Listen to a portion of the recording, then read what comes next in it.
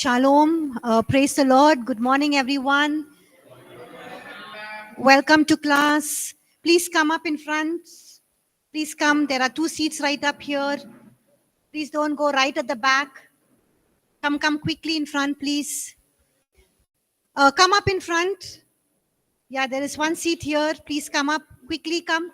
Here there is 2 seats here. Please come quickly. At the back, right at the back. Yeah, come up in front, please. Come. Come here. Quickly come. Please move fast. The first shall be last and the last shall be first in the kingdom of God. So we are already practicing it here. Come. Yeah. Okay, so let's begin with a word of prayer. Yeah, can you lead us in prayer? Boaz will lead us in prayer, okay?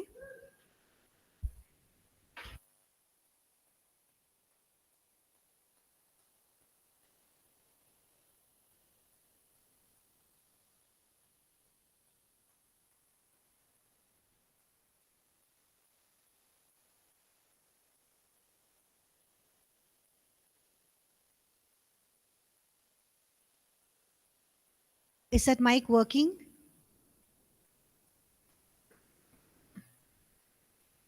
Can you help him, please, quickly? Thank you. Or anyone, online students who like to lead us in prayer, can unmute your mics and pray. Anyone? Okay, can give it to Boaz. Thank you. Our heavenly, loving, gracious Father, thank you for this beautiful day and thank you for this beautiful time that you blessed us with. Lord, bless our pastor, open our minds, open our souls to listen to your word and know you better and to build our lives in you. Please lead this class, Holy Spirit God. In Jesus' precious name we pray. Amen. Amen. Thank you, Jiru Grace. Good to hear your voice. We have begun studying this last publication, APC publication, Code of Honor. We are in chapter 3. We're studying about people. Ministry is all about building people, relating to people. So we are looking at how we can do that. We stopped at page number 73, okay? Leave offenses behind. It's not worth carrying them with you. Okay, so when we relate with people, we often get offended. Okay, but what we need to do is deal with them. Don't carry them, because it not only ruins you, it also ruins and destroys your life, your peace of mind. It also destroys others' peace of mind. Okay, so what do? We can look at 2 examples in the Bible. One is about Paul writing to the church at Galatia in Galatians chapter 4, verses 11 and 12. Now, Paul has preached there. He has raised up the people in the faith, in the doctrines, in the scripture. And after he has left Galatia, people have come and started teaching false doctrines. And so what has happened is, Paul has heard about it.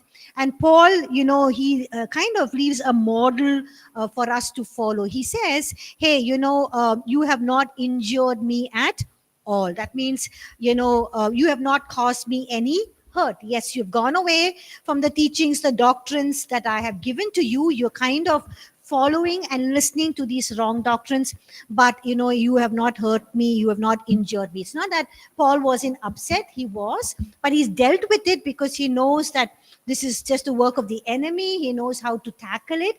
So what do we learn to let go of people's actions when they offend you. It's not worth carrying it. You know what happens when you carry a heavy baggage on your shoulders? Your speed gets cut. You get tired very fast. You get exhausted. You can't walk fast. You can't run fast. So just let go of it. Just deal with it. Another instance that we can see in the life of Paul is when Paul went on his first missionary journey. I've mentioned this before. He takes Barnabas, and Barnabas takes his relative John Mark. And suddenly, in the middle of that missionary journey, John Mark says, hey, I want to leave. I want to go back. And so Paul thought that John Mark was somebody who is, not a committed person, not a passionate person, not dedicated. And so he gets angry with him. And the second missionary journey, when Paul tells Barnabas, hey, let's go on our second missionary journey, he says, yeah, we'll go, but we'll take John Mark. And then they have a disagreement. It was so sharp that, they finally had to part ways. Barnabas takes Silas. Barnabas takes John Mark, Paul takes Silas and goes on the second missionary journey. But later on, we see that Paul realizes that, he realizes what he has done is a mistake, because he has kind of misjudged John Mark. He sees John Mark as very efficient and good in the ministry. And later on, we see, in Second Timothy, in Philemon, in Colossians, he talks about how John Mark is useful to Paul in the ministry. That means he is learned, he has changed his ways, he is removed his misinterpretations, misunderstanding and judgment about John Mark, and he has come to a place where he has accepted him as somebody who is good in the ministry, who he can take along in the ministry. Okay, so when people offend us, it's not worth taking it along with us. Just let it go. Okay, the next thing is people grow, people change, so be ready to let go. Now, what happens in ministry is, God gives us a plan and a purpose, a vision, and to fulfill that plan and purpose and vision, God sends people into our vision to help us to fulfill the mission, the vision that He has given to us. And sometimes people can stay for a longer period of time throughout our life journey. Sometimes people can stay for a shorter period of time. They can enter in, they can bless us, they can minister along with us, they can help us fulfill our mission, our calling, our vision. But then later on, God can call them also to go ahead and fulfill their plans and visions that they have, that He has for their life. So it was actually God brings them in your life for a season, for them to learn, for them to prepare, and when they are ready, God is taking them to launch them out. So when people enter into your vision, your mission, your purpose and plan that God has given to you, see their strengths, see their weaknesses, use their strengths, help them with their weaknesses, nurture them, help them to grow, build them up, and use their resources, whatever they have, to extend God's kingdom. There'll be a point when they want to leave, and when they want to leave, don't get upset with them, don't get angry with them, don't say, hey, you are my spiritual child, you have to remain with me for lifelong. Tie them up. You get upset, you get angry, you're basically feeling insecure. Hey, who will take care of this ministry, who will take care of this part, worship team, youth, children, if this person goes? But we need to be ready to let them go, bless them, and send them away, so that God can use them in the ministry that He has for them. And God knows there is a lack. He will bring in the right people. But what we need to do is have a right attitude. Don't hold them back. Don't criticize them. Don't judge them. Don't get angry with them. Bless them and send them away, so that God can use them as well. Okay. The next thing about people is, relating to people, is flattery.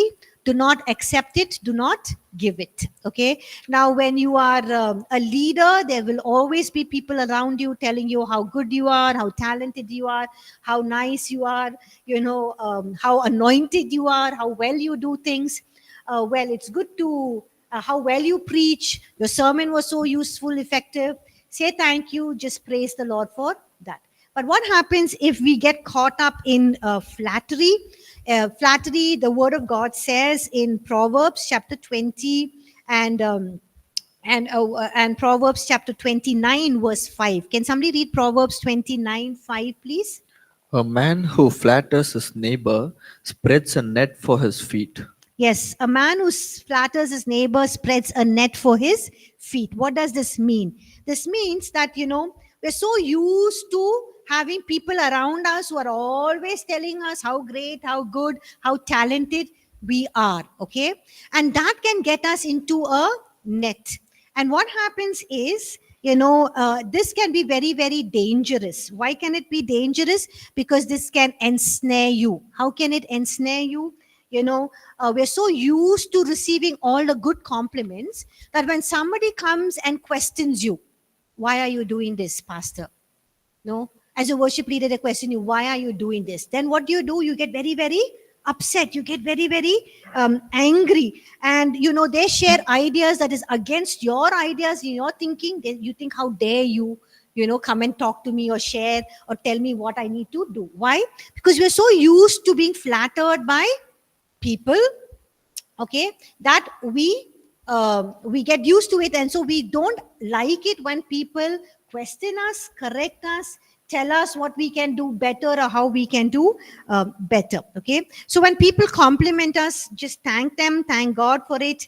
You're not here to receive honor from men, but you're here to receive honor from God. Okay, so it's more important to receive applause from heaven than from applause from men. John chapter 5 verse 44. Okay, so don't get caught in the net of flattery. Okay, the next one is you can listen to people's ideas, but you make the final decision, and don't permit anyone to control you.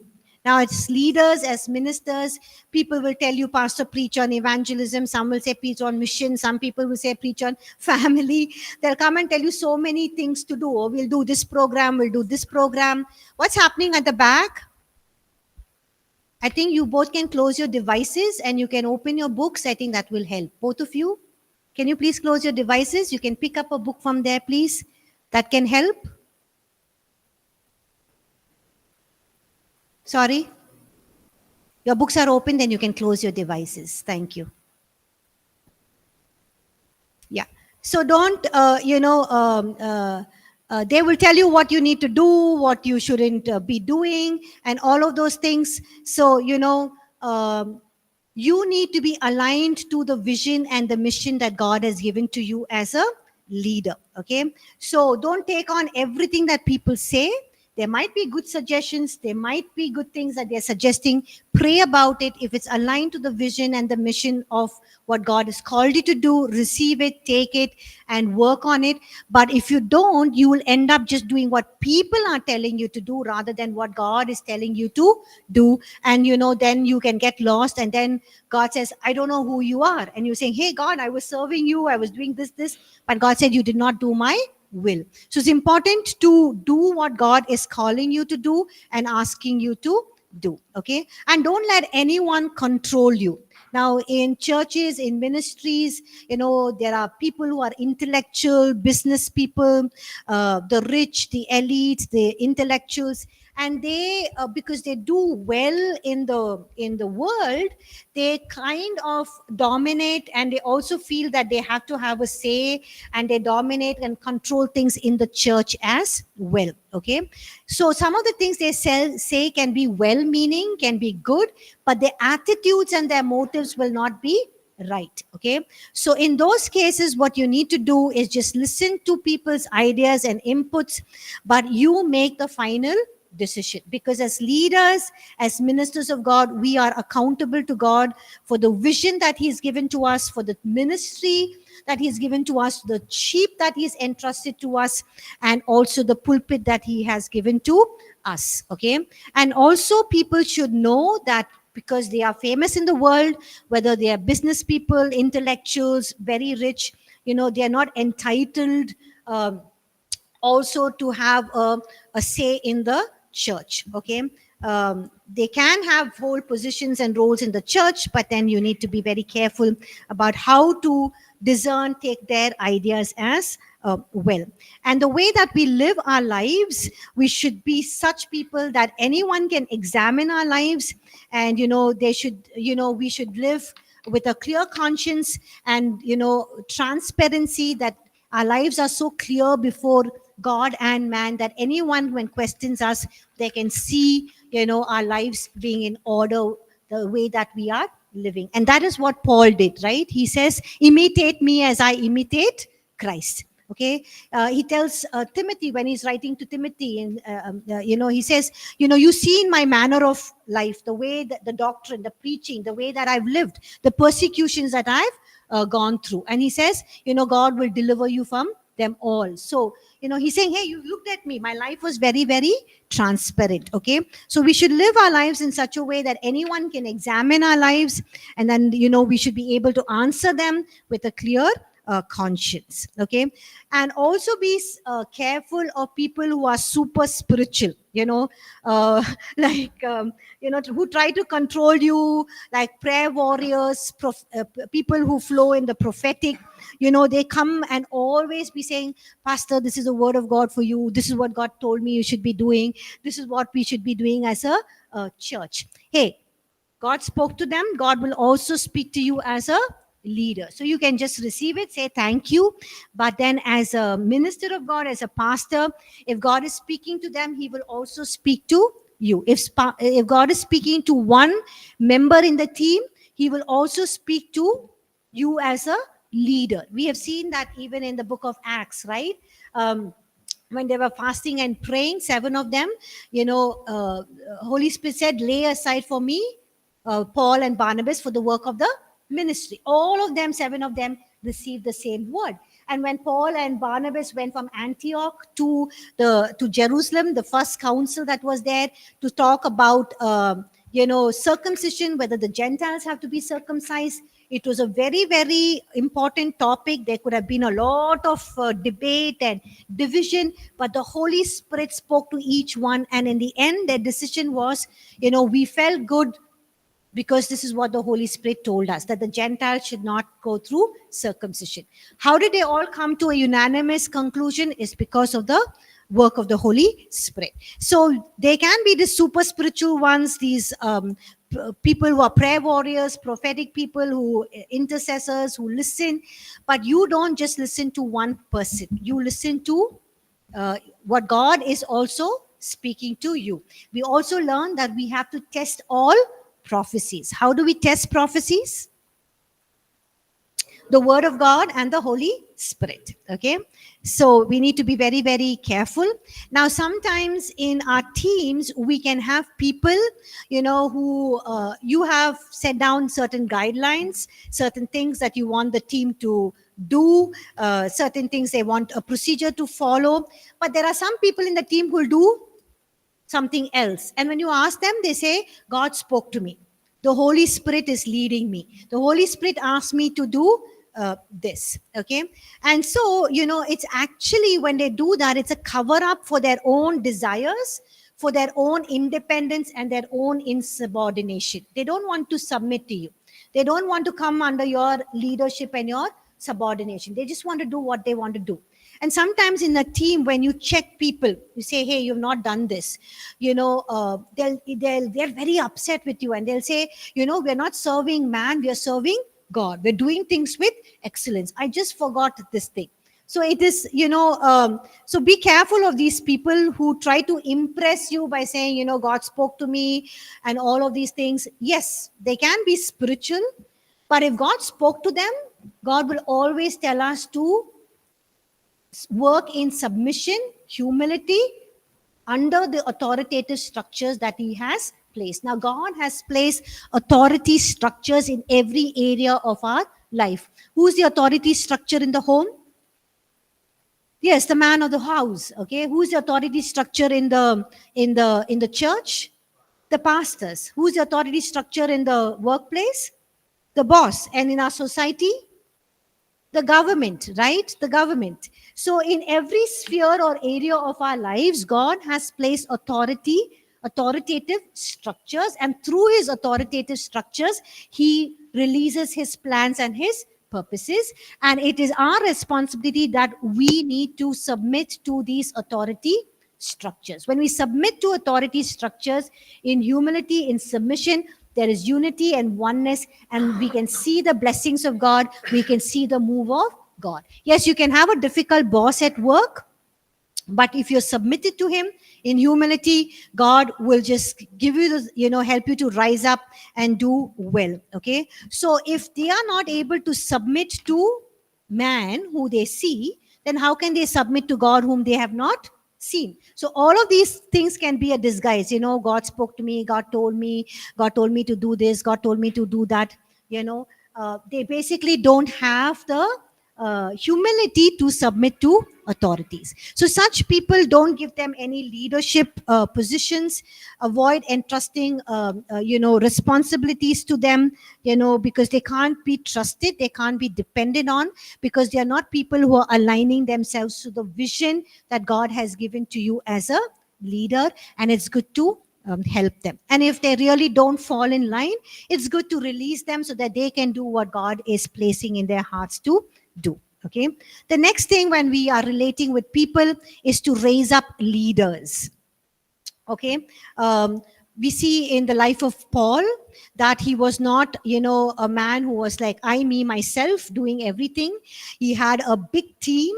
Any of his epistles that he writes, he writes, the last chapter will have at least names of people who are with him, who are supporting him, who are doing the work of the ministry. And he calls them fellow laborers, fellow co-workers, ministers in Christ, fellow prisoners, ministers of God. He calls them all of these names. It shows that, when we are building a ministry, when we are building a church, specifically when you're building a building, you don't have one pillar, right? How many pillars you have depends upon how many floors that you are building. Okay, if you can look at the space here itself, we have 4 pillars right here itself. So a building cannot be constructed on one pillar, it won't stand. Okay, so more the pillars, the more the strength of the building, right? So the leaders are like pillars in the house of God. The more leaders you raise up in the house of God, the more the work of the Lord is going to flourish, is going to strengthen, and it's going to be built up. So at APC, we have this statement, or we believe this, that every believer is a minister of God. So we get every believer to move from a place of just being a new believer to being a person who is discipled. From being discipled, we move them to a place of being ministers of God. From being ministers of God, we move them to a place where they are coming to a leadership position. Okay, so look at, train them up, watch their life, their heart attitudes, encourage them to minister. At the same time, look at their the way they carry out their responsibilities. It's good to give people first responsibilities without giving them any name tags. Okay, and if they don't have any position or title, and they're serving with faithfulness, with integrity, with commitment, with honesty, then hey, this person is not interested in fame, name tags, and leadership positions. They're just committed to serve. And such people, you can make them leaders in your church, in your ministry, and they can be a great blessing. But it's important that we don't choose leaders just based on skills, talents, and abilities. We raise up leaders, those who are having a right heart attitude, people who have good relationships with others, who have a godly life set, a godly life example, who have right attitudes, and they are aligning to the vision and the mission of the church. Okay, such people you can raise up to be leaders, because when you raise them up to be the leaders, the areas of talents and gifting, they will flourish in that, because God is going to enable them, give them the skills required to do that task, and also give them the grace, the divine enablement, and the divine empowerment to fulfill that specific function and that calling. So don't look at just the gifts and the talents of people, their charisma, how well educated they are, all that is important, but look at their heart attitudes and their lifestyle, whether they are godly, and their relationship with people. Okay.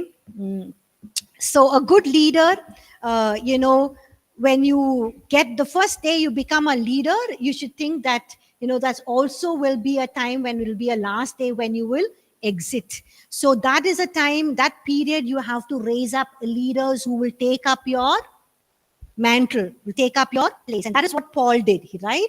He raised up many leaders like Timothy and Titus, who used to call them as sons in the faith, who he nurtured as sons, and he brought them to a place where they grew up, where they were mature, and he released them into important strategic positions. Timothy at Ephesus and Titus at Crete, important positions. And he does not call them as sons anymore. He says, ministers of God, fellow workers, co-partners, co-ministers. So you see how, as a father, Paul mentored them, raised them up, and when they came to that position, how he identifies their strengths and how he is bringing them as no longer as sons, but as peers, as equal in the faith, as equal in the ministry. Okay. And the people that you train as leaders, if they want to move out, God is calling them, release them, let them go so that God can use them mightily. Okay. The other thing we need to understand is stand by your leaders. Okay. There are times when people can accuse the leaders that are under you. So what do you do at those times?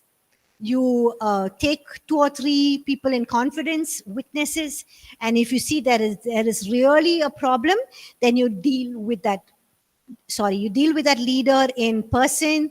You deal with them patiently, encourage them, give them sufficient time to change. But if they're not changing and it has to do with compromising godly standards, then you'll have to take a stricter measure. Okay.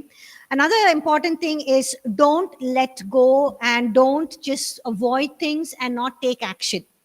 Okay, some people are complaining about another person in the ministry, in your church or in your organization. You don't do anything about it. That's going to be very, very dangerous. Like Absalom and David. You know who was Absalom? David's son, right? David had many children. One of them is Absalom. Absalom's sister was Tamar. And also David had a son called Ammon. Now, Ammon was the half brother to Absalom and also to Tamar.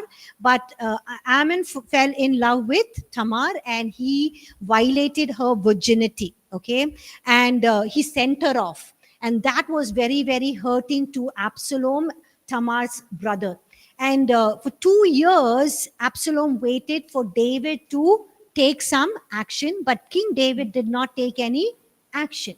And then in the end, Absalom himself avenged by killing Ammon.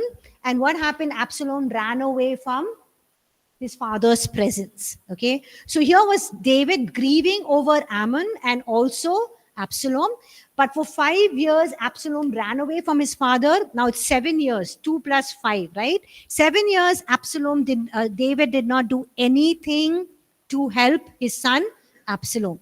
At the end of that 5 years, now it's almost 7, 2 plus 5. The end of that 5 years, Joab, one of David's men, tells David, hey, your son is gone for such a long time, bring him back. He says, okay, bring him back. He brings him back. And when he comes back to the palace, David does not meet him for 2 whole years, right? And that's so sad. Finally, Absalom tells him, hey, can I meet my father through Joab? And then Absalom meets his father. But in spite of that, David does not take any corrective measure. And what happens? David went on to please the people, set him up as king, and David had to run for his life, leave his very palace. Now, what if David had, set things right with Absalom? Things wouldn't have come to this stage. Things wouldn't have become so terrible by losing his son, Ammon, and Absalom taking over and doing all the, really wicked things. There could have been peace and well-being. So the same way, when people are there in our team and you see some Ammons doing something wrong, other people are upset about it, deal with it. Don't let it go. If you don't deal with it, you ignore it, it's like basically it's going to become like cancer in that person and it's going to destroy their life. It's going to also destroy your ministry. So resolve things. How do you resolve things? Call that person, hear that person out, then you share your heart and take whatever corrective measures are required. But don't become like David. Then you can birth and give rise to Absaloms. Okay. Also, when we are relating with people, don't be partners in other people's sin. Right now, um, for example, pastor gives an example here. He says, one young man comes to him after church service and says, Pastor, I'm going to study in America and I need a recommendation, and please give me a recommendation saying that I worked in the church office as a staff and I worked in this position. And pastor was shocked because he had the audacity to tell him, give me a recommendation letter saying that I worked as a church staff and he was not, and also I worked in this position. The pastor did not give him. So sometimes people will come to you and they are very influential people, high level, rich people. They'll say, give us a letter, for it's a marriage alliance, or it is getting into admission somewhere, or getting a job. They want a letter from the church. But, they'll tell you to state some things. But what do? You state the facts. You just state the things as is. How you know that person. Don't add any additional masala, anything that is not necessary. Just state the facts and give it to them. Okay. So don't take part in other people's sin. Also, sometimes it's okay to tell people, no, you can't do it. Right now, people as pastors and as ministers, they will want us to come for every birthday function, everything in the house. You can't say yes to everything. Sometimes you have family commitments, sometimes you have time for prayer, you have things that you want to do, you want to rest, so you can't say yes to everything. So if you don't say yes, you say or no, it's not a sin. It's just basically telling that person, hey, I'm not saying no to you as a person, I'm just saying no to your request, but I love you. If there is a limit that we can do as pastors and ministers, we can't cater to everyone's need. Okay. So even if people propose some things for you to do, it's not aligned to the vision and mission, just say, no, you can't do it. They might get upset, they might get angry, but it's okay. You're saving yourself. Okay. Another thing we need to remember when the last thing when we are relating to people is don't stoop down to their level of your accusers. Now, in any field that we are working in, we will have people who criticize us, people who look down on us, people who gossip about us, people who say a lot of unnecessary things, rumors about us. You can't control everything and anything that people say and do. Okay. But what do we have? We have the choice how we relate with them. You don't stoop down to their level of accusing them, gossiping about them, putting them down, and all of those things, or bringing in a division by, talking bad about them. Don't repay anyone evil for evil, but always rise up above the level that they are. Okay, rise up to the level that God wants you to be. We see Jesus himself, right? He did not. He was accused, but he did not retaliate. Right? Don't retaliate. Let God deal with them. People can see through your life, and God can just move and work through you. Okay, so that was chapter 3 about how, as ministers, as people of God, how we need to relate to people. Any questions? Any questions?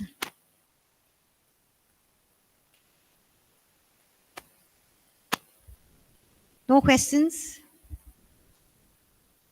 Okay, there are no questions. We'll move on to chapter 4, conduct, something very, very important. Okay. We look at some key issues regarding conduct. Okay. As men and women of God, were called by God into ministry, or as believers, we need to set an example, right? Look at what Paul says in 1 Corinthians chapter 11, verse 1, and 1 Timothy chapter 4, verse 12. Can somebody read that, please?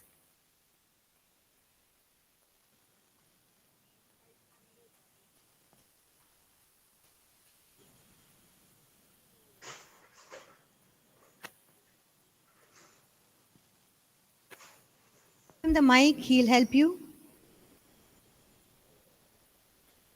He's come there. He's come there.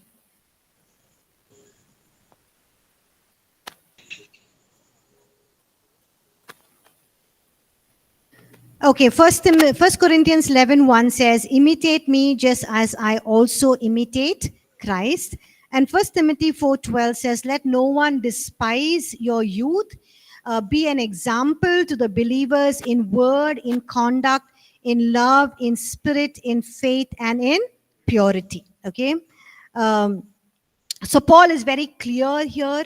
His life is an example, and he says it's extremely important for us to be an example, and he challenges people to follow his way of life. That means he's lived such a godly life, a life that is honoring to God, Christ-like, that he says, imitate me as I imitate Christ. Yes, Elkanah, you have your hand up. You'd like to ask something?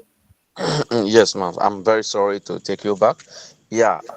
Now, if you are under a ministry, you are under a leadership, and you discover that he did not like to to impartation to impart on someone's life. He wanted to be doing everything for himself on the pulpit. So while you are under his ministry, what can you do? What can you do? Okay, if you're under a leadership that is authoritative, that is all Mm. about I, me, myself, and Yes, yes. not giving, letting others to serve, then I think Mm. you need to basically pray for that pastor, that leader, and then maybe pray about and ask God if you need to move on to another church where God can use you, your resources, your talents, or gifts, but God is not giving you any. Leading to move from that church, then what you can do is you can just go ahead and minister to people. Yes, All right. Thank you, ma'am. thank you. Yeah. So coming back to chapter 4, we need to set an example, which is very, very important. And in what we read from First Timothy chapter 4, verse 12, Paul tells Timothy, even as he's leading the church at Ephesus, he says, be an example to the believers. And how does he say you need to be an example to the believers? The first thing is in the word. Okay, in word, that means in speech, okay, in your talk, in the kind of things that you talk about, the way we talk, the language that we use, the words that we use, the tone of voice, everything shows, reflects who we really are. So set an example in speech, in conduct, right? How you live your life, how you manage your time, your money, your relationships, okay? And what is the third thing? In love, okay, how you love and care for people, okay. What is the fourth thing? In spirit, okay, what are your motives, what are your heart attitudes, whether it's pure in God's sight, okay, what you're doing it out of selfish motives or godly motives. What is the fifth thing? Faith means what? Doing it out of dependence and trust in God and on his word, not depending on your own strength, okay, on your own abilities. And the sixth thing, in purity, in life and godliness. That means in the day to day things, live a life that is godly and holy and pure. Okay. So we must remember that even in the little things that we do, people notice us and it reflects back on who we represent. Who do we represent? Christ. So it reflects back on who we represent. Okay.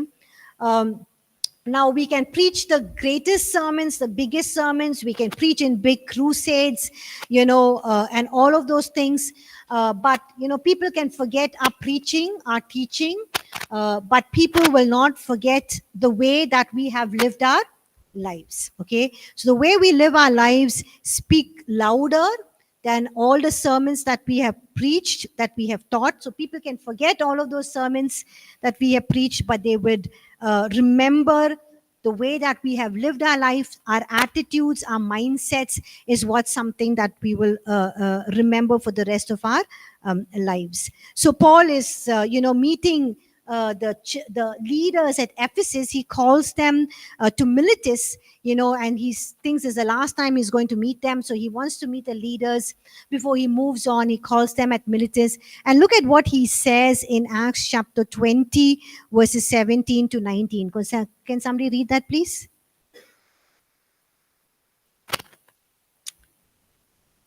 And he said to them, from there you can read. Who has the mic?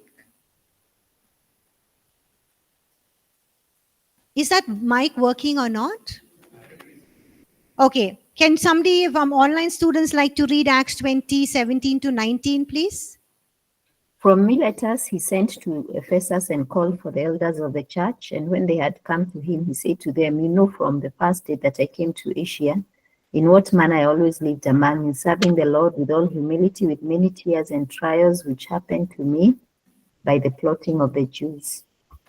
Amen. So Paul is telling the leaders at Ephesus that you know the manner, the way that I have lived among you. Okay, serving the Lord with humility. So he's so bold enough to say, hey, I serve the Lord with humility. And why is he bold enough to say it? Because people have seen his life, the way that he has lived his life. Okay, so we need to set our lives as an example, because our lives and our actions, our words speak louder than the preaching, the teaching, and the ministry that we do. Okay. The next thing we need to remember is work hard. Okay. Yes, God has given us the gifts and the grace. And we think when it comes to ministry, we think that, hey, God has called us for ministry. He will do everything for us. All we need to do is press the favor button, press the grace button, press the blessing button, and just God will do things for us. It does not work that ways. Yes, God gives us the grace, he gives us the gifts, but it is up to us how to use it. And if we want to be fruitful in ministry, we really need to work hard, right?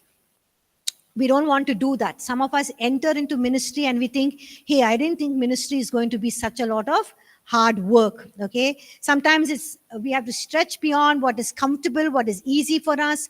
We need to make extra sacrifices, we need to make extra time, go the extra miles, we need to labor.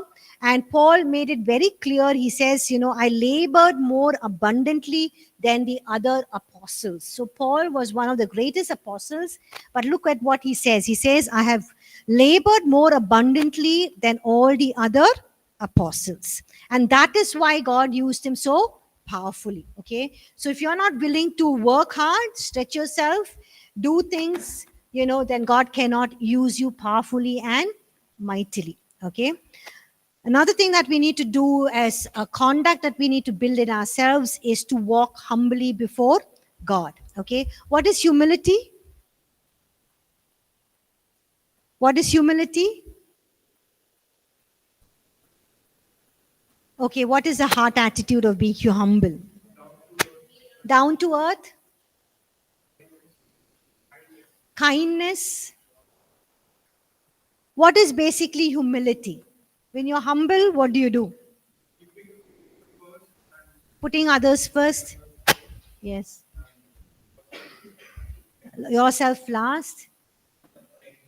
Don't have pride in your heart, giving others a preference. Submission. Yes, humility basically stems out of submission, yieldingness, being yielded, submissive, submission, okay, and being submissive to God and to man, right? Some of us say, hey, I'm only submitted to God. I don't want to be submitted to man. If you submit it to God, you will automatically submit to man, okay? And also humility is what Paul says in Romans chapter 12. Do not think of yourself more highly than you ought to think about yourself. But he says, think with sober judgment. Okay. According to the measure of faith that God has given to you. Romans 12 verse 3. Okay. And humility brings us to a place where we're saying, hey, I'm just a human being. All that I'm doing is just God working through me. Everything belongs to him. The skills, the talents, the abilities, whatever he's given it to me. And also it enables us to stand like, Prem said, on level ground, stand together with others. Not that, hey, I'm a pastor, I'm highly anointed, I can speak well, I know everything, I know scripture, I can quote scripture like this, I can pray like this, I can discern things. Well, all that is there, but when it comes, we are all equal before God, because before God there is no Jew nor Greek, male nor female, all are one in before Christ Jesus. Okay.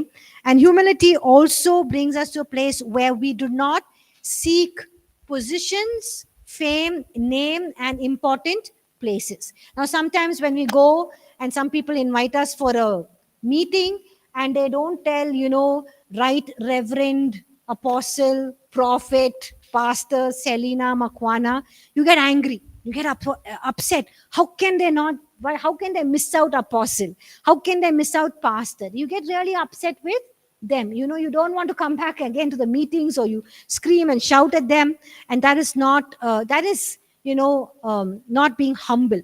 Also, humility is, when people don't usher you right up in the front, give you a place of honor on the stage, you get very, very, they don't recognize you, they don't applaud you, that is also not walking in humility.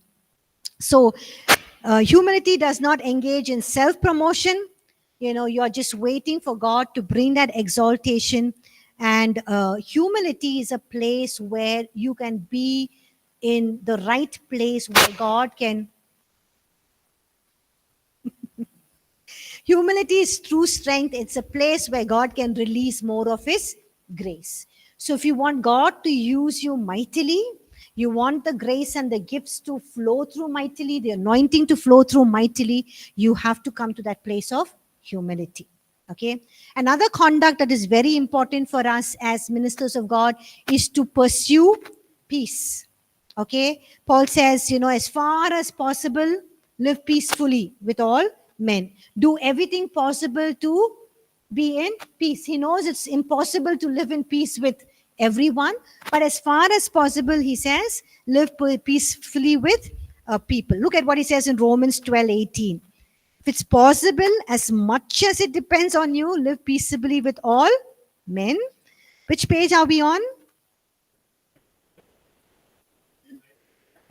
97 in the new edition. Old edition is 101. Okay. So he says in Hebrews 12:14, pursue peace with all people and holiness, without which no one will see God. Why is peace very important? Why is peace very important? Focus. Hear from God. Peace, another word is unity. Peace brings about unity and oneness. Why is unity very important? Yes, where there is unity, there's an outflow of God's blessing, His anointing. The manifestation of the Holy Spirit is in a greater measure. So if you want two keys for greater measure of anointing, blessing, manifestation of the gifts, if you want to see that in your life, in your church, in your ministry, in your family, one is unity, peace. The second one is love. Right? Paul writes in 1 Corinthians chapter 12. He talks about the spiritual gifts, but he says, what is the greatest of all of those things?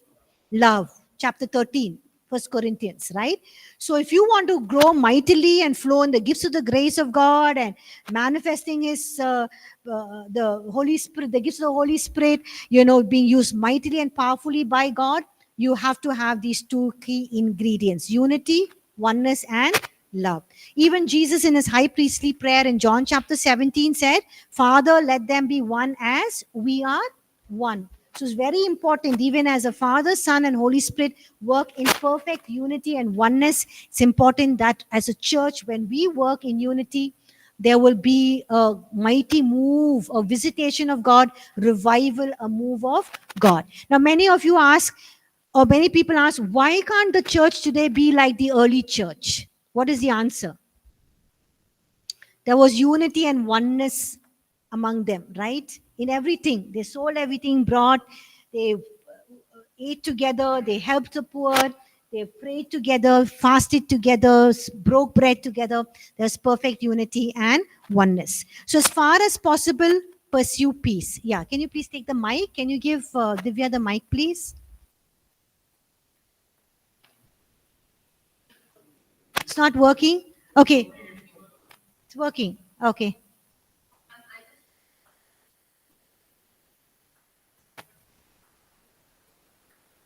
okay, you want to be in peace with others and the other people don't want to be peace in you with you, what do you do, right? So yes, there's nothing that you can do to change people. You can't change their attitudes, their mindsets. All you can do is try to clarify, clear the misunderstanding. They're not willing to, you just have to let go of them. Okay, you just pray. You just pray and ask God to give them the grace and the strength, and you let go of them. Okay, you can't do anything but continue to relate to them, be nice to them, help them out, whatever way, and God will bring them to that place. So we have people who accuse us, criticize us, so what do? If it's your mistake, you apologize. There's a misunderstanding, you clarify it, and if they don't respond to you in a manner that, in a peaceful way, there's nothing that you can do. You just let go of it. You don't spend your time and energy on them. Like Nehemiah went to build the walls of Jerusalem, right? There were people who were against him and they kept on calling him, come, let's come and meet with us. Sanballat and Gresham and, Tobiah, they kept calling him. I think they kept calling him almost 4 to 7 times, right? But Nehemiah does not leave his place. He says, hey, the work is going on. I can't come and meet you, because they were not in peace. They wanted to get him into trouble. So what you do is, you don't waste your time trying to debate them, fight them, argue with them, because it's not going to help. You just pray about it, let go of it. God will deal with them, because if you are going to fight them, you are going to waste your time and your energy. Okay, just go ahead with what God is asking you to do. Okay. Yeah, Shani, you can quietly leave. Shani has a question. Shani, you had a question? Yeah, I just wanted to find out, do you know what page you're going to finish in today's lecture? Can you say that again? Because the students were moving and so I couldn't hear because their chairs were causing noise. Do you know what page you're going to finish in the lecture in the PDF? You're asking me when will I finish the portions? No, do you know what page you're going to finish today in the PDF? Oh, which page I plan to finish? I know to print out. So I know how far out to print out for the rest of the class. I plan to finish this chapter on conduct, and also move on to the next chapter on preaching. And if I have time, I'll start on the chapter 6 anointing. Yes. Okay. All right. Thank you. Thank you.